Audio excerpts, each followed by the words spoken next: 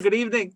Welcome to our little special that we're having for World Voice Day. My name is Kay. I host Good Morning Bangalore right here on 94.3 Radio 1. And I'll let Ram do his own introduction. Ram, over to you, man. What's up, guys? This is a nice little session. I can already feel the vibe in this room. It's so very nice to have K from 94.3 Radio 1, of course. Hi, everyone. I'm Sriram Sullia. I host the Evening Drive Time Show on Fever 104 FM. And here's wishing you all a very happy World Voice Day. They say that the human voice, it has to be the perfect instrument that one has created out there. And of course, a tongue can paint a picture that vision, eyes sometimes can't see. And what better way to emphasize on all of this than to spread awareness on World Voice Day? And we have the perfect person who's on this panel with us.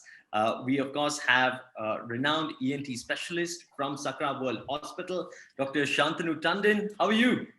Hey Shriram, hey Kay, it's good to see you both. Yeah, we're doing very well. And we thought that it's a good time to get our attention away from all the chaos happening around us and focus on something very essential for all of us, that is our quality of voice. Absolutely. Couldn't agree with you more. Doc, on account of that, there's a specific theme for World Voice Day. Would love if you started off with that, told us a little bit about it, and then we'll go into more stuff. Yeah, so World Voice Day is something which is celebrated every 16th April of the year. And every year we try to focus on a different aspect of our voice. And this year's theme is one word, many voices. And it couldn't be truer because there are so many different ways in which we use our voice. And somebody who's talking on the phone every day for 4 hours versus somebody like you who is keeping our attention constantly, to somebody who is modulating their voice on stage. There are like so many different ways that we use it. So I mean, the goal is to kind of celebrate the different ways in which we use our voice and how can we actually create awareness about how to protect our voice, how to prevent problems to our voice. I think something that a lot of people will resonate with is how we don't really pay attention to it as much as one would hope for, and it doesn't really come to the forefront until we lose it. We lose our voice. We probably go to concerts. You remember concerts? It used to happen. Yeah. Oh, that amazing thing. Yeah, I remember. Sounds like a thing of the distant past, but yeah, Ram. But then again, these days we are sitting in our rooms, lots of work from home, and we tend to use our voice a whole lot, more often than not. Could you take us through how most individuals usually treat it, and what are some of the common things that you usually hear in your day-to-day? So, I mean, we very frequently get patients who come and say, you know what, I think I've lost my voice. That's too far ahead. I mean, we need to know what to do well before something like that happens. And what I realize is that if you're a car enthusiast, you do really well with your car if you know just a little bit about what goes on inside, how to keep the engine working smoothly, what happens, when should you probably take it to a specialist. Similarly, I think it's a good idea to know a little bit about how our voice actually works, and that kind of gives us some insight into what can go wrong. So, I mean, I'm just going to quickly tell you what actually happens. So to create our voice, like you guys mentioned, it's a very, very complex instrument.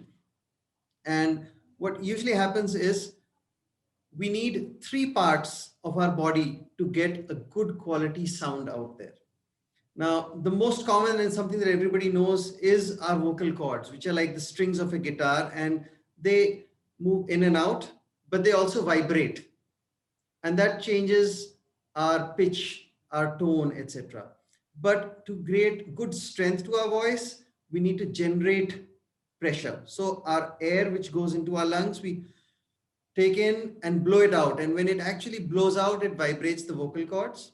But everybody sounds a little bit different, right? And that's because the resonance of our voice is something which we get once the vocal cords vibrate and the sound passes through our nose and our mouth. So it's like passing through a different cave. If you've noticed, whenever you have a bad cold, your voice sounds different. Now the cold is in your nose, but you sound different because your resonance of your voice changes. So that's something which changes. So when something wrong with either our lungs or our vocal cords or everything around it, our voice can differ. Doc, can I ask you? A lot of times when I've done things in the past. So you of course come across a lot of musicians. You've come across a lot of people who do stage, and I'm one of those people who did a little bit some time back. A lot of the times you hear musicians and even stage people say that breathe all the way in from your abdomen and throw your voice from your abdomen. Right. What's the scientific truth in that, and how much of that really affects the output of the voice that you kind of put out when you're Yeah. engaging in stage or music or something like that? So we were actually, yeah, there's a whole, like there are books on books about how to breathe right, etc. But when it comes to actual stage performances, there are a lot of subtle things which make a difference. Now, it is absolutely true what you just mentioned, that the way we breathe allows us to get either a little bit of air or a large amount of air in.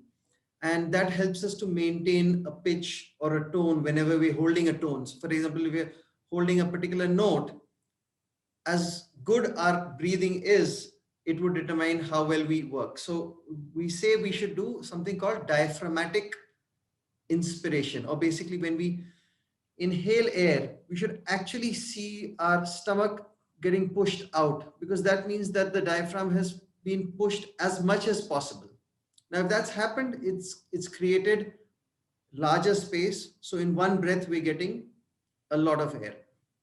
The same thing happens when we push our air out. So we want to utilize, if you've got Adele holding a crazy note at a crazy pitch and just going on forever doing that, we're pretty sure that none of us can do that. But all of us could practice getting at least a reasonable note for a reasonable amount of time if we change our pattern of breathing. Wow. On this note, I actually I swear I think I could feel both Ram and I while you were saying this. We're both like focusing on our breathing. Ram, are you doing that? And we do end up getting this a whole lot because we are radio professionals. Right. A lot of people come to us with, hey, like, I mean, you might do plenty of exercises before you go up on air.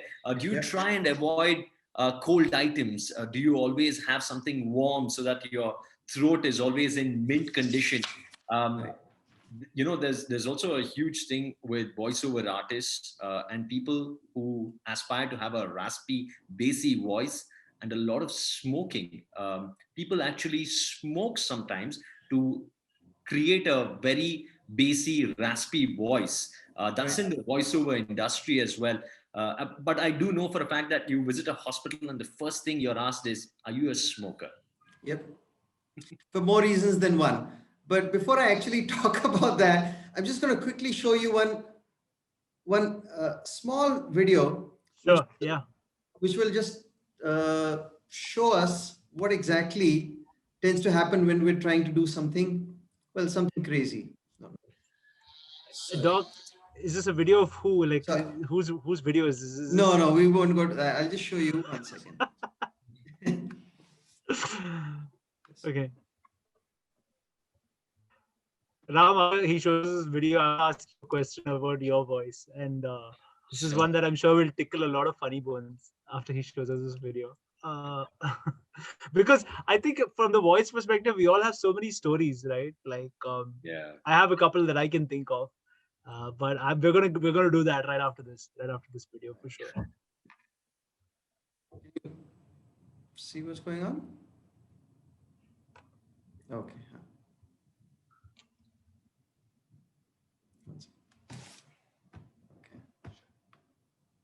Yeah. Okay. Alien language.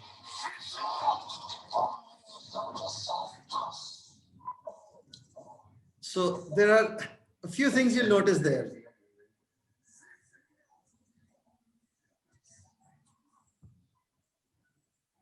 Okay. Voice of Megatron. Are you serious? Yep. So I mean, somebody has to come up with all of this, right? Yeah. Absolutely. Okay. So I mean, what you'll notice is two things. Number one, that's a crazy voice. Yeah. And number two, how he coughs immediately after that. It's like 5 seconds of sound and a whole lot of coughing. So what you realize is that people are doing all kinds of things to their vocal cords to get things. I mean, if you got somebody sounding like Golem, if you got something sounding like Megatron, Oh, your vocal cords are not going to be happy. precious, my precious. Exactly. See, so I mean, I'm not even going to try that, but so Dog, actually, on that note, like I was, and Ram is also testament to this. We do a lot of our gigs. We used to, at least before COVID, called Forever Rock.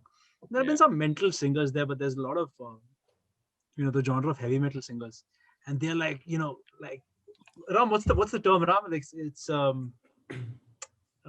like grunge. It's very yeah, hardcore metal.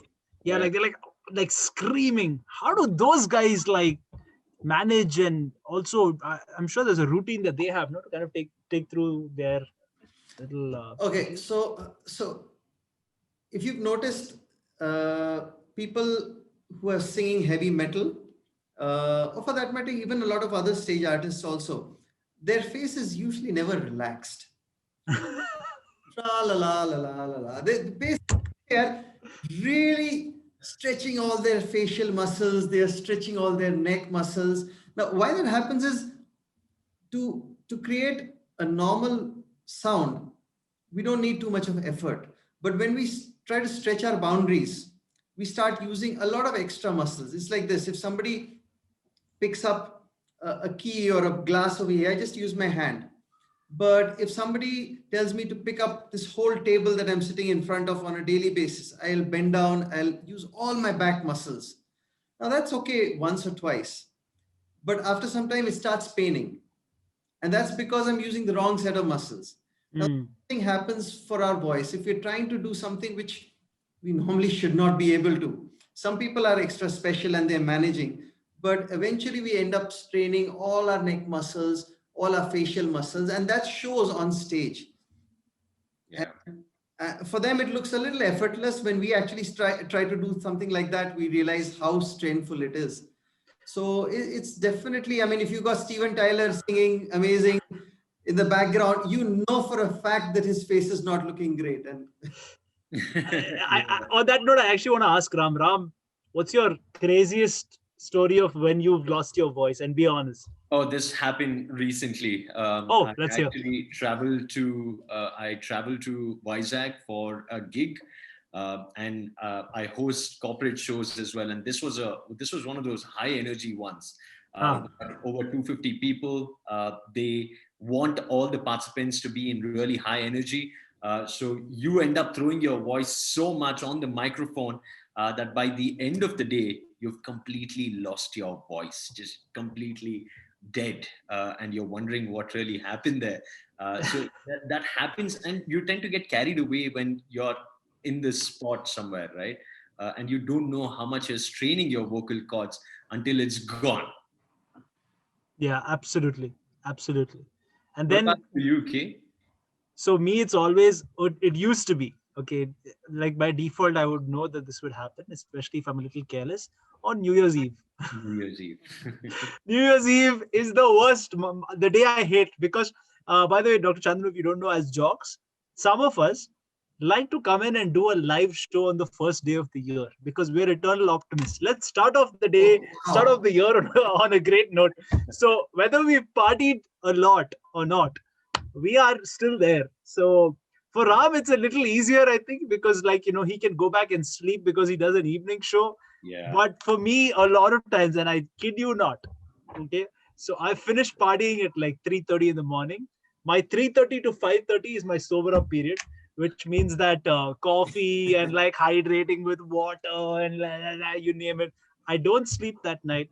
I come and do a live show, and I'm pretty decent. I'm okay by about 7 o'clock in the morning. I'm That's a fine. bit of a stretch, though. Usually, It when is. people jocks are the first ones to leave every party. Yeah, They have to wake up early in the morning. yeah. Shout out going out to all the beatboxers as well. We tend to interact with lots of beatboxer friends of ours as well, who Mhm. tend to treasure and guard their voice so very much. Speaking of which, Doc, you of course are or you were associated with one of the biggest singing talent shows. Talk to us Well, I about. would say it was directly because I did work with a few people across the US which were running specialized voice clinics, and something which helps in the US or in some of these Western countries is the awareness that there is something that needs to be done on a it's you have to work on your voice. It's not something which you can take for granted, and therefore they meet the right people, get the right kind of advice, especially with a lot of singers and a lot of stage performers. Um, and it is interesting to actually look down people's like performers' throats and actually see what's going on the vocal cords. Actually, I'm just going to quickly show you one small clip again. Mhm. Sure. Yeah, let's see Okay, this. which you might find This interesting. is someone's vocal cords. So this is someone's vocal cords, Holy, and okay, I'm a little nervous. I get a little, how do I say, uncomfortable queasy. when I see. Yeah, I get a little queasy. So if I'm Okay, not here after this, you know okay, why. let's just see whether you kind of keep your eyes open while we look into this. Just a quick second. Okay. How do I share it? Yeah. Just make sure you tick share computer sound. Yeah. Okay. No, you just share it. Okay. Now double click on the screen. Just hit the Wow. Okay.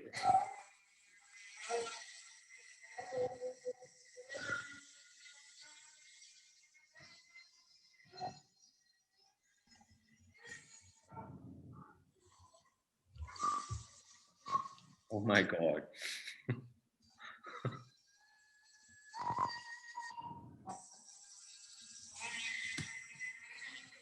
Oh Okay. God. Wow. So, That's crazy. so that's somebody that, yeah, without taking names, you all must have heard at some point of time or the other. Oh, that's Steven Tyler's vocal cords. I'm not going to talk about that, but it just shows you the kind of stuff that vocal cords can do. But Wow. going back to what you were saying about what is it that we should or should not do. So I mean, specific to performers, see, it goes without saying you need to keep drinking lots and lots of water, keep a bottle of water or a glass of water with you, and keep sipping. But you just talked about how you would take a bundle of caffeine to just get ready for your early morning. Horrible habit. I know you should shoot Yeah. me. So one of the Horrible habit. first things that we tell voice performers: do not take anything which dehydrates your vocal cords just before your performances. And caffeine in any form is a big dehydrating agent. So caffeine, alcohol, fried food, and Mhm. extremely sugary stuff, things which we all love. Essentially, I Oh think God. we got to avoid. Basically, we have to forego happiness. Yeah, just, and I'm not saying that we stop living altogether, but especially just before your performances, it's a good idea to avoid it for a couple of hours before. It kind of keeps your, I mean, it prevents the vocal cords from tiring out, prevents you from losing your pitch, you having pitch breaks, etc. That's hard for Ram. He has the biggest sweet tooth I know. Yeah. Yeah. Oh gosh. That Yeah, would be a you nightmare. celebrate after your session. But Doc, also I think during different times of the day, right, we sound differently. You wake up in the morning and you sound a little nasal, and you have to get through that period as soon as possible, especially for someone like Kay, who needs to be on the mic early in the morning. Yeah. And I you, love that period. I sound extra sexy during that time. that's what you're saying. You sound nasal. But you, and then how do you actually break that, or is there no way of getting around to it? So it first of all depends upon how your larynx is healthy wise. So larynx is your voice box, but the fact of the matter is everybody sounds either sexy or nasal depending upon whose perspective you're taking on it. But you do sound a little bit rough, and that's because when we sleep, we stop secreting a lot of mucus, which kind of moisturizes our vocal cords. We get a little bit tired. So when we wake up in the morning, there's a little bit of backlog which we have to catch up with. And if you grab a drink, a little bit of water, start waking up, brush your teeth. By the time you get through the first half an hour, 45 minutes, your voice Much better. settling down a little bit. And that's a norm. Everybody tends to get that. Yes. Doc, if I may ask you, a lot of people, there's a lot of these, how do I call these, home remedies for voice maintaining, Yeah. Ram, I don't know if you have one that you follow, but I have one which is just, and it's not really to maintain voice. I just enjoy it.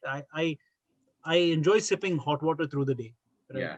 I Yeah. just that's something that I've been used to a habit, and I just continued instead of having room temperature water. As much as I try to kind of do hot water. Are there any particular, like, I don't know, fixes in that manner? So what you just talked about is such an important thing, and that's sipping water.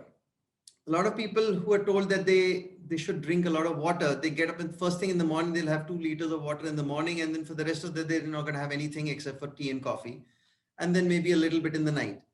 So getting constantly sips of water throughout the day keeps your vocal cords moisturized. So that's one good thing. And it doesn't matter too much whether you're having warm water or room temperature water, but getting the water in is good. Um, Apart from that, I don't think there's anything active that you can do as far as a home remedy is concerned, but there are certain do's and don'ts that you can follow. I mean, for example, whenever I tell somebody that you need to give your voice rest, which is extremely important for voice users, they say, okay, but I'll whisper a bit. And softening your voice actively creates a lot more strain in your vocal cords. The easiest your vocal cords are going to go is when you talk at a normal pitch and a normal tone, as close to the person who you're talking with. So whispering or shouting across the hall is a definite no-no. Avoiding dehydrating agents in your food, yeah, definitely avoidable. But I think it all boils down to giving your voice intermittent rest. So, I mean, for you, it becomes as simple as maybe pulling up an ad a few minutes earlier if you feel that earlier voice is tiring, your neck is paining, but just tipping it over the edge just because you still have a few minutes to go before your next session is probably Yeah. not ideal. So that's something that one can work on. Yeah. But one of the things which a lot of people tend to avoid is putting in their work when it comes to exercises. Same for going for a run in the morning. It's easy to be Yep. tired. It's easy to feel, yeah, maybe I can miss it today. And the same holds true for your vocal cords. Right. Doc, I guess, I mean, a lot of people who do work from home and a lot of techies as well, right before sitting in front of the computer, you're expected to stretch just a little, do a few warm-up exercises, do that throughout the day as well. But is there any voice exercise that you'd recommend that one can probably follow all throughout the day or during breaks as well? Because we're on calls from morning till the end of the day these days. Yeah, I've heard that from a lot of people that I'm working more than I used to, man, because when I'm at home, there are no specific time limits, and we keep having meetings throughout the day. In your case, lots of sessions, etc. Exercises are good, and there are quite a few things that one can do. So there are certain things which are good for you in general. For example, certain breathing exercises where you kind of take a deep breath, focus on getting that diaphragm to work well, and push your air out. But when it comes to voice, so how do you connect this to your vocal cords? So you could do something as simple as opening your mouth, letting your jaw drop a little bit, taking a deep breath, and while you're breathing out, so at different pitches, as you push your air out, you just gradually allow your vocal cords to start acting. So it's a good relaxing exercise for your vocal cords as well as for your breath. Not for your neighbors, I'm sure. Not for your neighbors, definitely not for your wife or husband. So,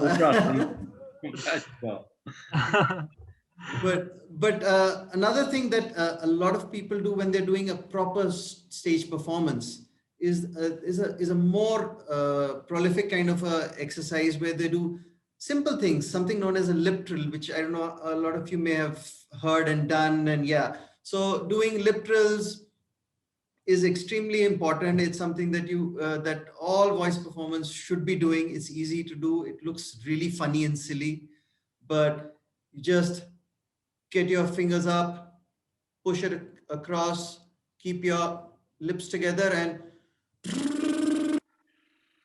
and the same thing you do at different pitches. So you can do a scale while you're doing lip trills. So you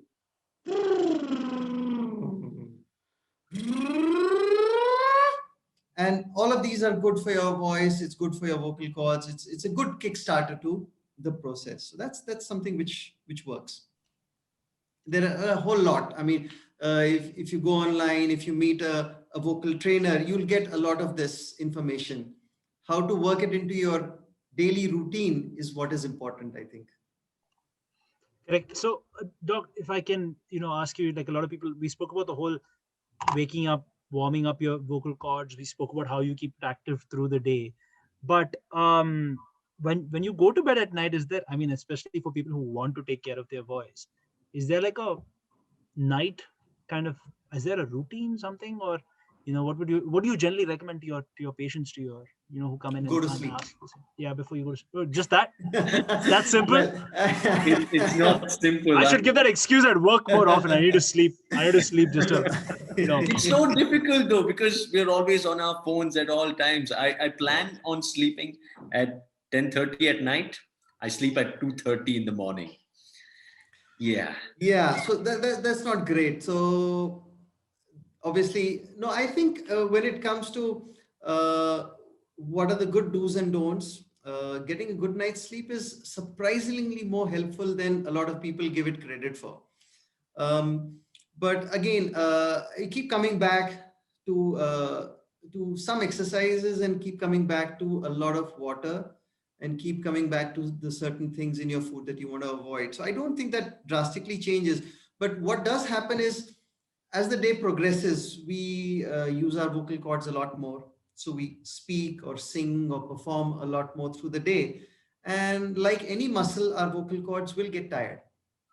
Now, when they start getting tired towards the end of the day, we start sometimes feeling that our neck is a little bit tense. We're getting a little bit of aches, especially if we've been talking a lot. Now, there's something my called, perfect excuse to ask for a massage. Just like, so you know what? I might just help you out over there, because there are actual massages which are very localized for the neck, which you can actually do. So if you look at, I'm just going to show you one quick image.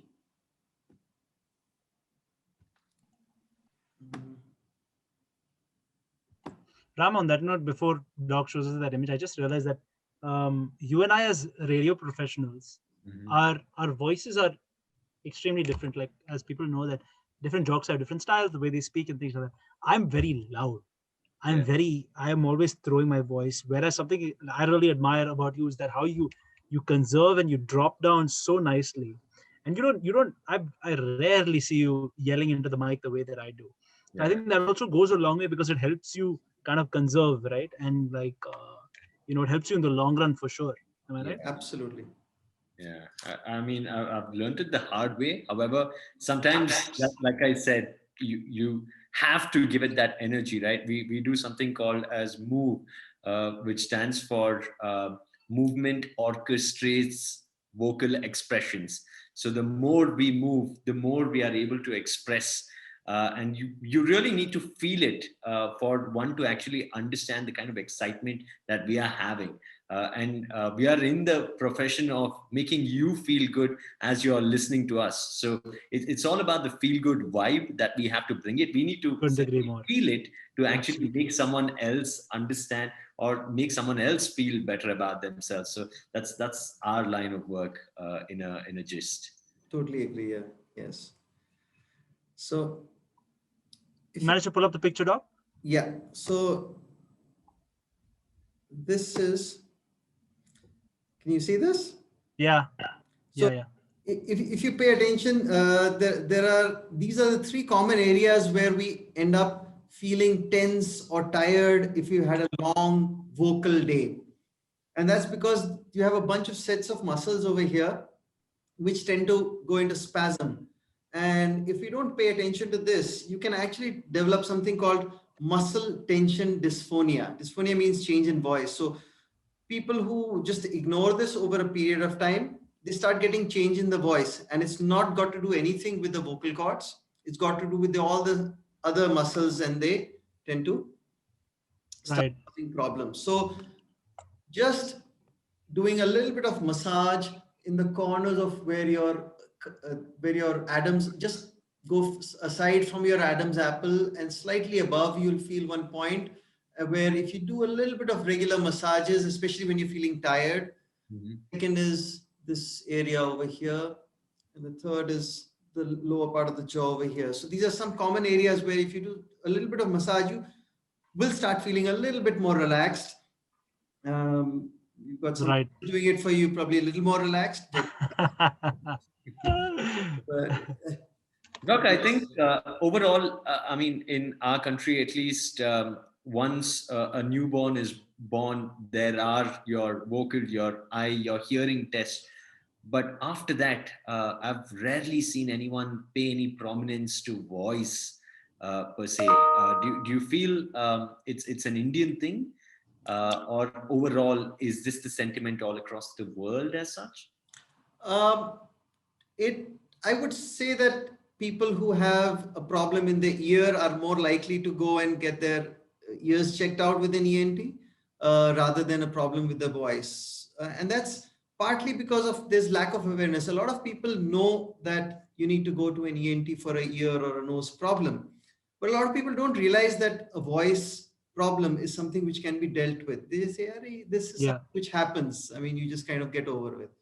The second thing is they don't know that voice is so specialized that laryngology, or the study of the larynx, is something which exists. But the problem in India is that there are such few specialized voice clinics across the country that they don't really know whom they need to go to, who can actually look into it. If they're lucky, they get the right kind of advice. If they don't, they wait until things are too bad. But Yeah. like a voice clinic is something which would deal with a bunch of things, not just somebody who has a really bad voice, but we'd have a team of vocal trainers and speech therapists, or speech pathologists, like we call them now, who deal with fluency issues. So people who stutter, people who stammer. I don't know whether any of you have seen the movie The King's Speech, which I have. Yeah. Yeah. yeah, Yeah. Yeah. and that they've talked so brilliantly about the role of speech therapy, and it looks weird. You've got you got the protagonist going, and you think, why the hell would anybody do that? But a lot of these things we don't realize would make a difference. People who are, say, an 18-year-old boy who still feels that his voice hasn't broken yet, simple exercises which can actually give a deeper baritone or a deeper voice. Somebody who's a performer who wants to work more on certain pitches and is finding that they're getting pitch breaks every time they hit a particular thing, particular note. So there's so many other things. And obviously there's a lot of tech involved. So we've got things which, so our vocal. Yeah. I think we've actually come a long way, right, in terms of tech. Right. There's a lot more than there used to be, let's say 5-7 years, ago. Absolutely. Although, just to put things in perspective, we've been running the voice clinic now for more than that. But Ah. but yes, again, that shows you awareness. But see, if I had to look at somebody stick their tongue out, I can see what's going on, but I can't see the vocal cords, and I definitely, he doesn't like that as well. but to actually see what's going wrong with the vocal cords, I don't want to just see the vocal cords. I want to see them vibrate, and they vibrate at somewhere between 80 to 120 times per second in an adult male, and about 120 to about 200 times per second in an average female, which is our eye cannot see that. So we've got these special technologies, something called a stroboscope, which uses a special kind of light, which gives us like a slow-mo version of what's happening when our vocal cords kind of vibrate. So it helps us pick up things really fast, really early before something goes wrong. So like there's a bunch of other technologies that we use to objectively assess. We got something called a computer voice analysis, where we run a voice recording through that software. It breaks down the pitch issues, it breaks down the amplitude issues, and kind of tells us where the problem actually lies and what we can do about it. Wow. After this conversation, I can't stress on how important it is if a performer, a vocalist is watching this. I mean, you of course can visit a mentor who can teach you how to sing. You of course can visit a great production guy who can work with your voice, but visiting a doctor, a professional like you is equally important and holds a spot of its own because it helps an individual get to know their voice better. Correct. And that in a way helps you perform better. So I think the prominence of this is so much. Thanks once again, Doc, for doing this session. This is really intense for Kay and I because we've never got insights like these, even though we've been part of the radio industry for so many years. Agreed. Yeah. I mean, I'm really happy to be on the platform because it just gives me a way of spreading the word. But yeah, I absolutely agree. It's good to talk about this. Super. Happy World Voice Day to you, Doc, and Ram, to you as well. And may the power of voice triumph. Cheers to that.